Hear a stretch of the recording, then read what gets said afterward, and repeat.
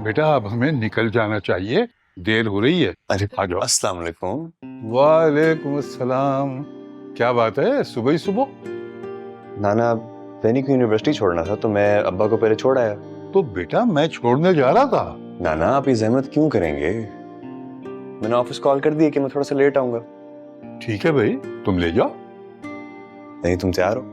जी भाई मैं तैयार हूँ। ठीक है नाना, फिर हम चलें। अच्छा देखो बेटा, वापसी की फिक्र ना करना, मैं आ जाऊंगा तुम्हें लेने। नाना आप फिक्र मत करें, मैं ले आऊंगा इसको। ऑफिस से इस तरह मिनट मिनट में गायब होंगे ना तो मसला बनेगा तुम्हारे लिए। मैं ले लूंगा जैनी को। आप दोनों क्यों परेशान हो रहे हैं? मैं खुद आ सकती हूँ। देखो बेटा, फिक्रमंदी और जिम्मेदारी को परेशानी नहीं कहते। नाना ये तो बचपन से ही ऐसी है, हर एक की फिक्र है अपने अलावा। हाँ बेटा, ये शुरू से ऐसी ही है, सबका ख्याल रखती है। साबिरा भी ऐसी ही थी। चले नाना, हम चलें अब। मैं बस 1 मिनट में बैग लेके आई। ओके नाना, अल्लाह हाफिज। अच्छा बेटा, खुदा हाफिज, जाओ।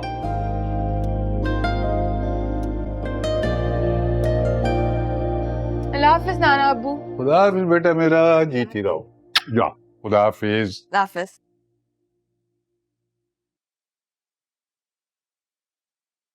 सिर्फ तुम रोक सकती हो उसको जाने से। किसे? अरसल को और किसको?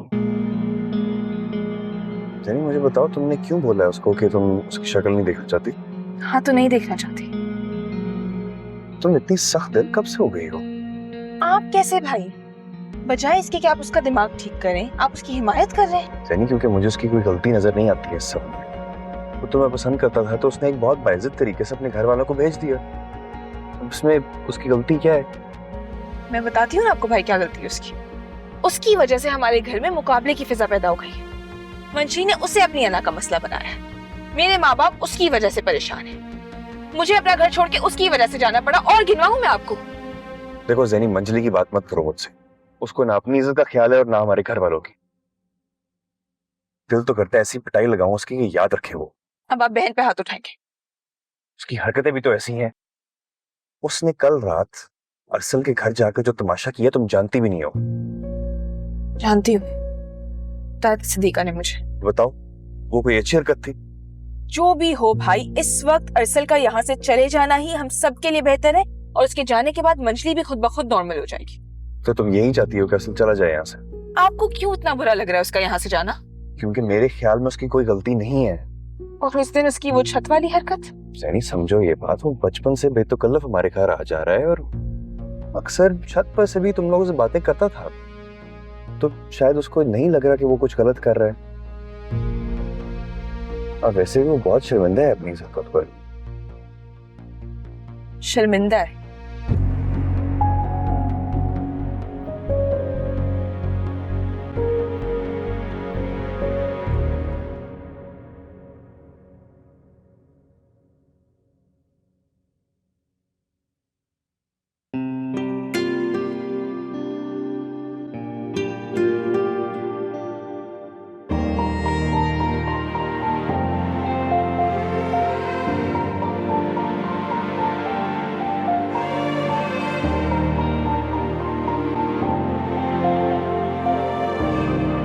सायरा, भाई को बुला के लेकर आओ। कहो कि आके चाय पिए, ठंडी हो रही है।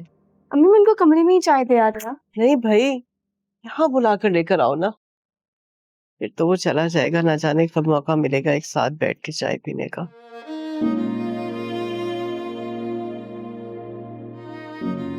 अगर आप ऐसे बातें करेंगी तो मेरे लिए जाना मुश्किल हो जाएगा।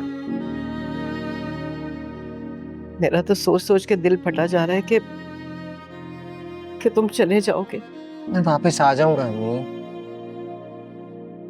मनीरा, वो कह रहा है ना कि वो जल्दी वापस आएगा। तुम अपना दिन क्यों छोटा कर रही हो? मैं आप लोगों को बताने आया था जिस यूनिवर्सिटी में मैंने एडमिशन अप्लाई किया था, जो वहां से कॉल आ गई। It's a good news. अब वो कुछ अरसे की बात है, ये वक्त चुटकी बजाते ही गुजर जाएगा। तुम्हें लग रहा है कुछ अरसे की बात है? मुझसे पूछो। मुझे ऐसे लगता है कि जैसे सदियों की बात हो रही है। मैं तो कहती हूँ खुदा गारत करे उस मंजली को। इसकी वजह से मेरा बेटा इस तरह से दरबदर हो रहा है। भाई को तो जैनी बाजी ने भी कहा था कि वो उनकी शक्ल तक दिखना नहीं चाहती, इसीलिए तो भाई पाकिस्तान छोड़ के जा रहे हैं। क्या जैनी ने की थी ये बात? नहीं अम्मी, ये तो खामखा ऐसी बातें करती है, इसको छोड़े आप। अच्छा ये बताओ, वीजे के लिए कब इंटरव्यू है तुम्हारा? अब वो बस फाइनल कंफर्मेशन हो जाए तो मैं वीजे की डेट भी ले लूंगा।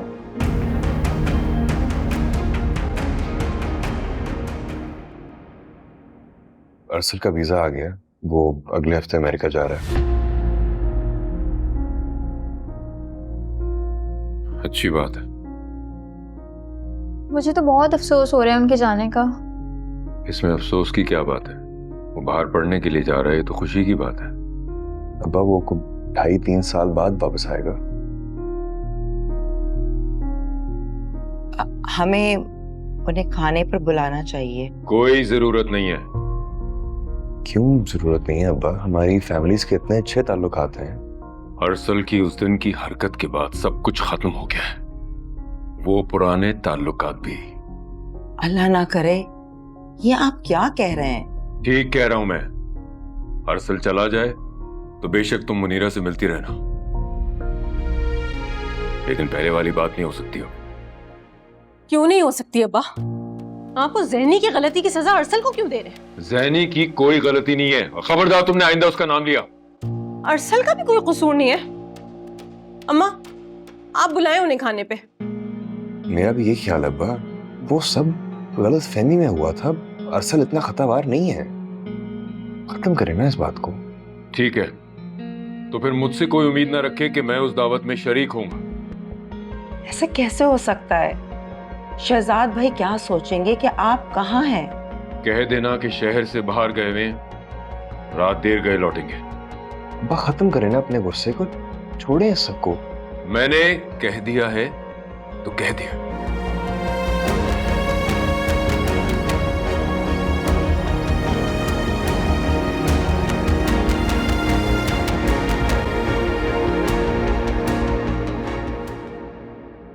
क्या आपको लगता है हमें आपके यहाँ खाने पे आना चाहिए?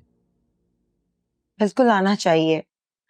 हमारे इतने बरसों के ताल्लुकात क्या एक छोटी सी बात पर खत्म हो जाएंगे? क्योंकि भाई साहब ने अरसल को दिल से माफ नहीं किया, तभी तो मेरा बच्चा बददिल होके मुल्क छोड़ के जा रहा है। मेरा ख्याल बददिल होकर क्यों? क्या बच्चे बाहर पढ़ने नहीं जाते? लेकिन बेटा ये खुश नहीं है, मैं जानती हूँ। लेकिन मेरा ख्याल आप थोड़ा वक्त दें इस बात पर, ये भी ठीक हो जाएगा और बाकी सब भी इंशाल्लाह ठीक हो जाएंगे, नॉर्मल हो जाएगा सब। लेकिन मैं खाने पे नहीं आऊंगा। क्यों यार? इधर मैं सबको समझा कर हंकाल हो रहा हूँ और तुम। शाबिज भाई, ये शाह खालू का हुक्म है और मैं इसे टाल नहीं सकता। तो क्या अब तुम कभी हमारे घर नहीं आओगे? शायद, जब तक शाह खालू मुझे वापस आने का हुक्म नहीं दे देते। और मैं जानता हूँ वो ऐसा कभी नहीं करेंगे, क्योंकि मेरा ताल्लुक उस घर से खत्म हो चुका है जहां मेरा सारा बचपन गुजरा है। ये सब क्या हो गया साबरा?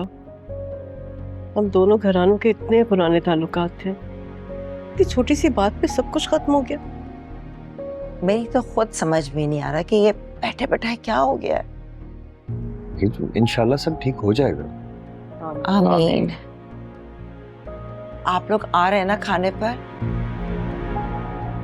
नहीं खाला हूँ, अभी नहीं।